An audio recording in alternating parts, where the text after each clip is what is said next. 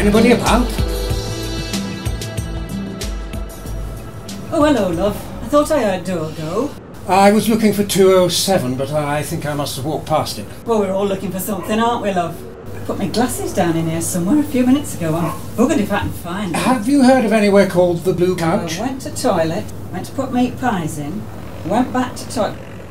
Blue Couch? Oh, you're in the right place. This is the Blue Couch? Aye. Grab yourself a seat. Harry will be down in a minute. Harry! Your appointment's here. Did you hear me? He'll be down in a minute, love.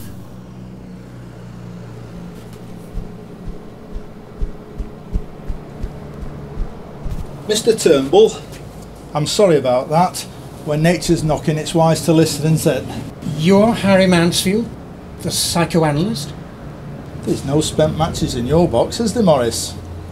Sorry, do you mind me calling you Maurice? I'm not into formalities, me. There's no need, is there? Now, before we go through, can I get you anything? I know it's a bit early, but we've got 3 cracking guest bitters on this week. There's Steam Hammer, Dobson's Cannonball, and what's the other one? Something to do with mountain... There he is, Millward's Crampon.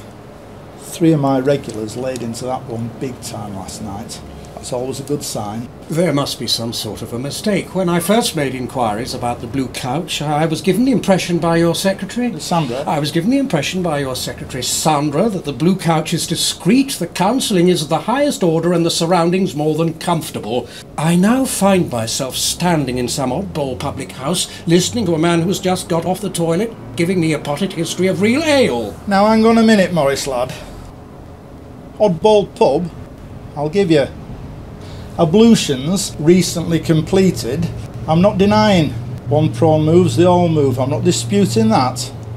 But if those whiskey dilated pupils of yours had been open a tad wider before you graced Doreen and me with your jumped up presence this fine bright morning, you'd have noticed that there's letters after my name over the door of this oddball pub.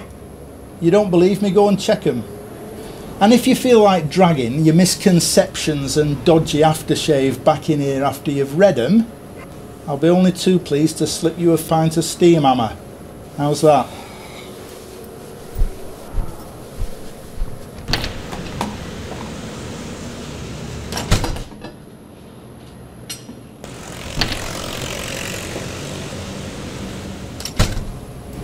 These premises are licensed to Harry Mansfield, MA, Advanced Diploma in Counselling.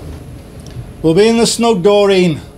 Drop us 2 Steam Hammers through, would you, love? Right. After you, Maurice, if you're stopping like.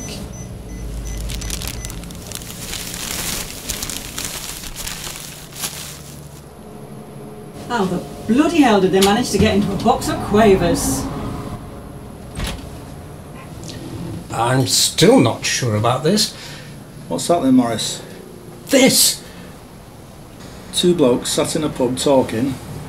Ah, it's a bit of a novelty, I'll give you that. No, I mean a landlord being a qualified psychoanalyst. There's loads of us, Maurice. Most don't let on, that's all. But 2 completely different professions. And here's me thinking you're an intelligent man. 30 years I've been pulling pints. 30 years it took before some old bloke pointed out to me that I ought to be a professional therapist. Well, I laughed it off at the time. I thought, what's he going on about?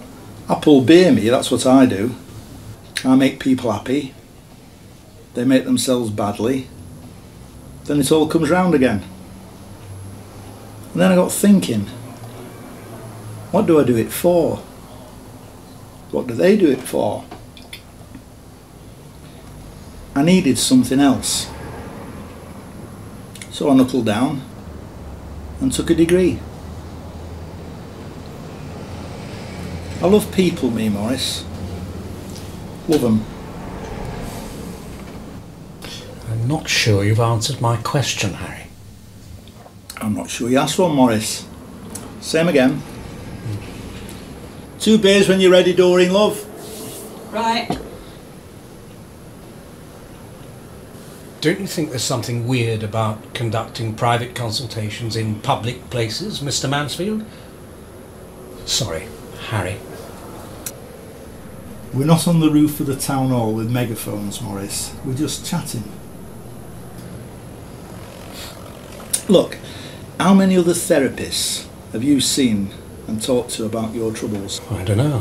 3, 4, I don't know. And how was your blood pressure when the bills arrived? You can say that again.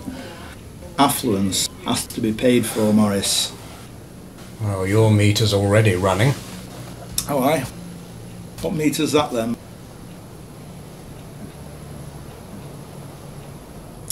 Doreen, you're a diamond. There you are, love. Oh. I'll get your pickled onions. No, you're alright, love. Right. Shout up if you want anything, Harry. Aye. Thanks, love. Fantastic sandwich. Well, the food was never going to be the problem. What's on your mind, Maurice?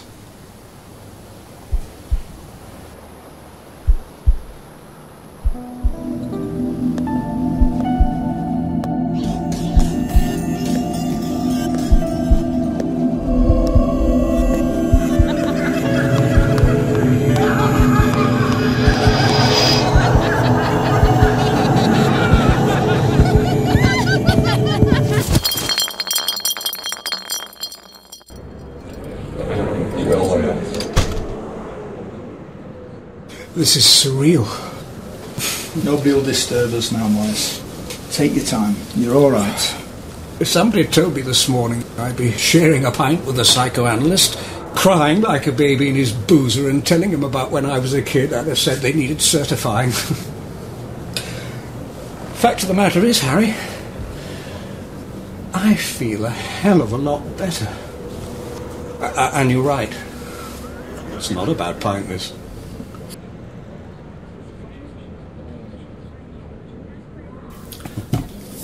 I once caught my parents having sex. Well, not exactly caught, but I heard them. Does that surprise you? Bournemouth, 1964 it was. We'd all gone on holiday with my auntie and uncle, and my cousin, of course, our Susan. We booked into a hotel we probably couldn't afford and rented a car that would get laughed at today. And off we went. My cousin thought it a good idea if she buried me up to my waist in the sand, you know, like you do when you're kids. Of course it gets to the middle of the night and can't sleep, itching like crazy. So I just lay there, feeling sorry for myself.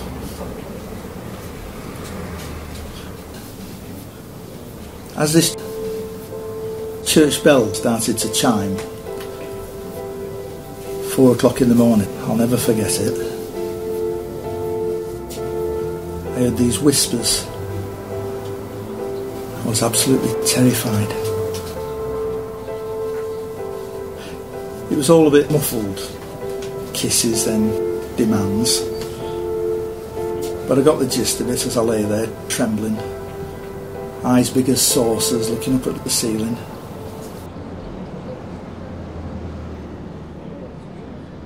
My dad didn't want it, but he had to go through with it. Do you know why, Maurice? Because it wasn't an act of love. It was a threat. She was going to leave him. And he had to prove to her, there and then, how much he loved her. Love is, hey Maurice? What happened? Did they split up? Of course not. They bored each other shitless and died in house fire. Love is, hey Maurice?